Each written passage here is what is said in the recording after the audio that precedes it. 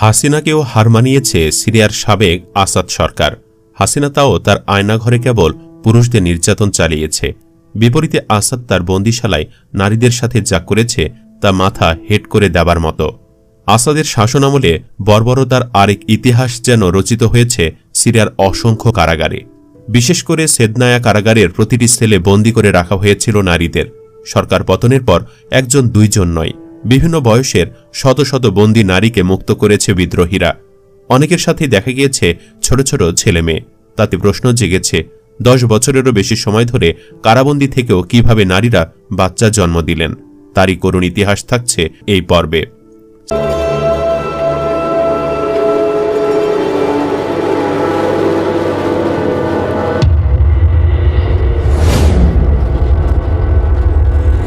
আসাদ সরকারের কুকীর্তি যেন ফাঁস না হয় সেজন্য কয়েক বছর ধরেই লোহার ব্যারিকেড দিয়ে বন্ধ রাখা হয়েছিল এই স্থানটি। স্থানীয়রা বলছেন, চলতি বছরও আসাদ বাহিনী এখান থেকে মানুষের হাড়গোড় সরিয়েছে। এই জায়গা খুঁড়লে যে গণকবরের প্রমাণ বেরিয়ে আসবে সেই আশঙ্কাও তাদের মনে ছিল। كان الدفاع الوطني كله يجي شوف في هون شوفير صحة قعد كانوا يجوا ياخذوا من هون الجثث على المشفى। একই ধরনের মানবেতর পরিস্থিতির মুখোমুখি হতে হয়েছে সিরিয়ার কারাগারগুলো খুলে দেওয়ার পর। শত শত বেসামরিক নাগরিককে সেখানে অমানবিক নির্যাতন করত আসাদ বাহিনী। যদিও পতনের আগ পর্যন্ত এসবের তথ্য প্রমাণ ও আলামত ধ্বংসের সর্বাত্মক চেষ্টা করে গেছেন স্বৈরশাসক আসাদ। সিরিয়ায় বাশার আল আসাদের কারাগারে বন্দী ছিলেন লক্ষাধিক মানুষ। আসাদ সরকার পতনের পরপরই বিভিন্ন কারাগার থেকে হাজারো মানুষকে মুক্ত করা হয়েছে। মুক্ত হয়ে অনেকেই আন্তর্জাতিক সংবাদ মাধ্যমের কাছে নিজেদের সঙ্গে ঘটা নির্যাতন ও অভিজ্ঞতা বর্ণনা করেছেন। আন্তর্জাতিক বিভিন্ন গণমাধ্যম এবং মানবাধিকার সংস্থা বলছে, সেদনায়াসহ এসব কারাগারে 10 বছরের বেশি সময় ধরে বন্দী থাকা নারীদেরও পাওয়া গেছে। এমনকি কিশোরী অবস্থায় আটকের পর বন্দী করা হয়েছে অনেককেই। বন্দী নারীদের ওপর ধর্ষণসহ বিভিন্ন ধরনের যৌন নিপীড়ন চালাত সেনারা। বিদ্রোহীরা এসব নারী বন্দীদের মুক্তি দেওয়ার সময় অনেক শিশুকেও দেখা যায়। সেনাদের ধর্ষণে হওয়া এসব পিতৃ পরিচয়হীন শিশু জন্মের পর থেকেই বন্দী জীবন পার করে আসছিল মায়ের সাথেই। আসাদের কারাগারে যে বন্দী নারীদের ধর্ষণ করা হয় সেটা জানা গিয়েছিল 24 ফেব্রুয়ারিতেই। তখন আসাদের বন্দিশালা থেকে মার্কিন সমর্থিত কুর্দি যোদ্ধারা এক নারীকে মুক্ত করেছিল। সিরিয়ার আল হাউল ক্যাম্পে কুর্দি যোদ্ধাদের এক নিরাপত্তা অভিযানে 24 বছর বয়সী ওই নারীকে তার 2 সন্তান সহ উদ্ধার করা হয়েছিল। কেউ হারিয়েছেন মানসিক ভারসাম্য, কেউ বা হয়ে গেছেন অনুভূতিশূন্য। সিরিয়ার কুখ্যাত সেদনায়া কারাগারের নির্মম পাশবিকতা নাড়িয়ে দিয়েছে পুরো বিশ্বকে।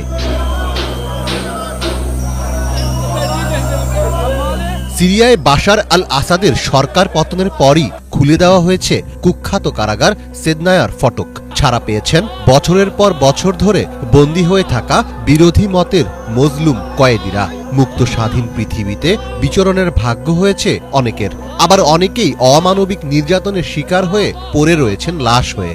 দীর্ঘদিন পর প্রিয়জনকে কাছে পেয়ে কেউ হয়েছেন খুশিতে আত্মহারা, আবার কেউ হন্যে হয়ে এখনো খুঁজে বেড়াচ্ছেন হারিয়ে যাওয়া স্বজনকে।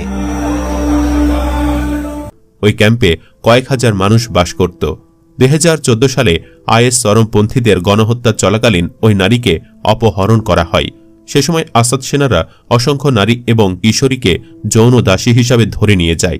ভুক্তভোগী নারী বলেন, আল হাউল ক্যাম্পে নিয়ে যাওয়ার আগে তিনি একটি পরিবারের সাথে ছিলেন। সেখানে তাকে তার পরিচয় প্রকাশ করতে নিষেধ করা হয়েছিল।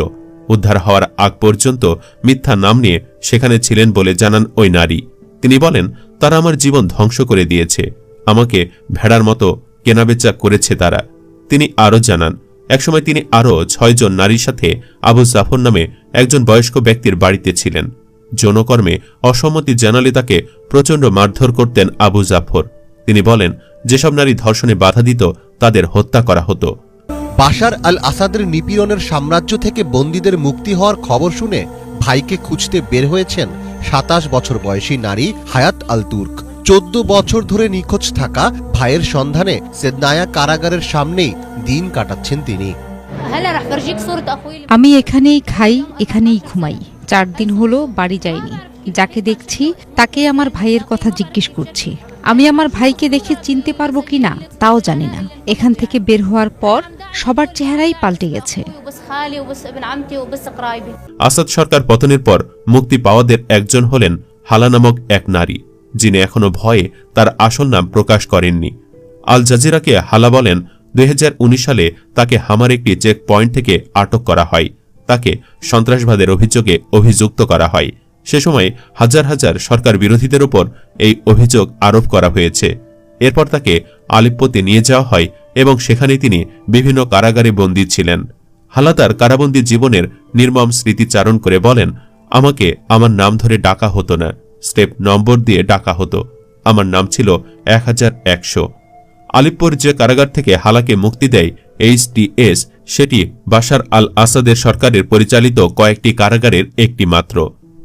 বাশার আল আসাদের সরকারের টর্চার সেল হিসাবে একটি দুটি নয়, ছিল 50টিরও বেশি কারাগার। এসব আটক কেন্দ্রে অগণিত বন্দীর বিরুদ্ধে 72টিরও বেশি ভিন্নধর্মী নির্যাতন পদ্ধতি ব্যবহার করা হতো বলে জানিয়েছে Syrian network for human rights. সিরিয়ার দামেস্কের কাছে অবস্থিত সেদনায়া কারাগারকে বলা হতো মানব কসাইখানা। এখানে প্রতিদিন বন্দীদের ওপর চালানো হতো এমন অমানবিক অত্যাচার যা শুধু সিনেমাতেই কল্পনা করা সম্ভব। মানবাধিকার সংগঠন সিরিয়ান নেটওয়ার্ক ফর হিউম্যান রাইটসের তথ্য অনুযায়ী হালাসহ আল আসাদের কারাগারে অন্তত 1,36,614 জন বন্দী ছিলেন।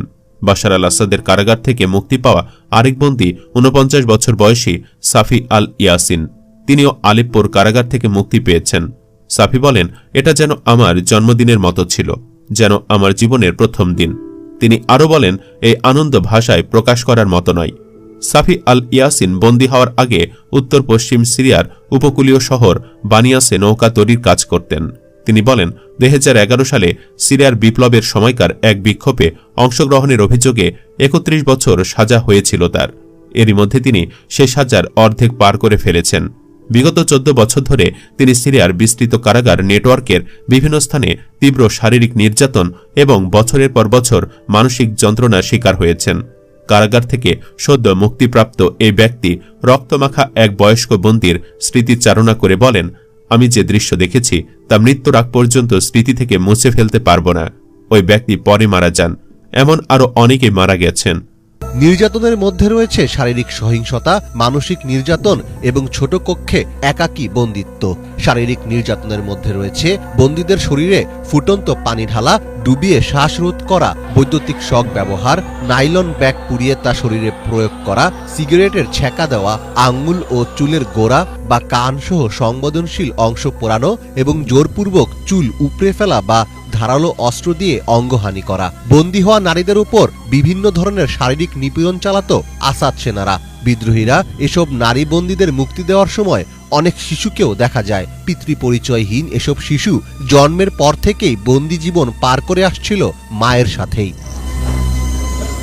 কারাগারটিতে কয়েক দশক ধরে নিখোঁজ থাকা প্রিয়জনদের খোঁজে জড়ো হচ্ছেন সিরিয়ার বহু নাগরিক। তবে কারাগারের ফটকগুলো ভেঙে ভেতরে প্রবেশ করে হতাশায় মুখ হয়ে পড়েন অনেকেই। তারা বলছেন, তাদের মনে হয়েছে তারা অন্ধকার কোনো গুহায় প্রবেশ করেছেন। তাদের আশা ছিল তারা সেখানে প্রিয়জনদের মুখগুলোর খোঁজ পাবেন, কিন্তু সেখানে নিস্তব্ধ আর অন্ধকার কক্ষ ছাড়া কিছুই নেই। বিদ্রোহীরা দামেস্ক দখলের পর সেদনায়া সামরিক কারাগার থেকে মাত্র কয়েক ডজন মানুষকে মুক্ত করা হয়। এরপর সেখানে আর কাউকেই খুঁজে পাওয়া যায়নি। গদা আসাদ নামের এক নারী প্রিয়জনের খোঁজে সে কান্নায় ভেঙে পড়েন। তিনি চিৎকার করে বলতে থাকেন, সবাই কোথায়, কোথায় আমাদের সন্তানরা? নিজের ভাইকে খুঁজে পাওয়ার আশায় আসাদ সরকারের পতনের পর দামেস্কের বাড়ি থেকে রাজধানীর উপকণ্ঠে কারাগারে ছুটে গিয়েছিলেন তিনি। গদা বলেছেন, তার ভাইকে 2011 সালে গ্রেফতার করা হয়। সে সময় তার ভাই আসাদ বিরোধী আন্দোলনে সক্রিয় হওয়ায় তাকে আটক করে আসাদ বাহিনী। এরপর থেকে তিনি আর ভাইয়ের খোঁজ জানেন না। ওই নারী বলেন, বিগত 13টি বছর ধরে আমার হৃদয় জ্বলছে, আমি ভাইকে খুঁজে বেড়াচ্ছি। কান্নায় জর্জরিত এই নারী বলেন, গত সপ্তাহে যখন বিদ্রোহীরা আলেপ্পো দখলে নেন তখন আমি প্রার্থনা করছিলাম তারা যেন দামেস্কে পৌঁছান এবং কুখ্যাত এই কারাগারটি উন্মুক্ত করেন। আন্তর্জাতিক গণমাধ্যম বলছে, সিরিয়ার বিভিন্ন কারাগারে বন্দী থাকা 1,37,000-এরও বেশি মানুষ মুক্তি পেয়েছেন। বন্দীরা কেউ কেউ প্রথমে এটি বিশ্বাসই করতে পারেননি। অনেকেই ভুলেই গিয়েছেন নিজের নাম। অনেক বন্দী জানেনই না গত 20 বছর কি ঘটেছে পৃথিবীতে। এতদিনের নির্যাতন শেষে তারা ভেবেছিলেন এটি হয়তো আরেকটি ফাঁদ, কিন্তু যখন তারা শোনেন শাসক আসাদের শাসন শেষ, তখন তাদের চোখ বেয়ে পড়ে আনন্দের অশ্রু। প্রিয়জনদের খোঁজ নিতে আসা লোকজনকে সহায়তাকারী সিভিল ডিফেন্স কর্মকর্তারাও সেখানে কোনো বন্দী না থাকায় হতাশ হয়েছেন। তবে এর কোনো কারণ ব্যাখ্যা করতে পারেননি তারা। প্রিয়জনদের খোঁজে আসা অনেকে হাল ছেড়ে দিয়েছেন। সেদনায়া কারাগার আসাদ সরকারের নৃশংসতার প্রতীক বলে উল্লেখ করেছেন অনেকে।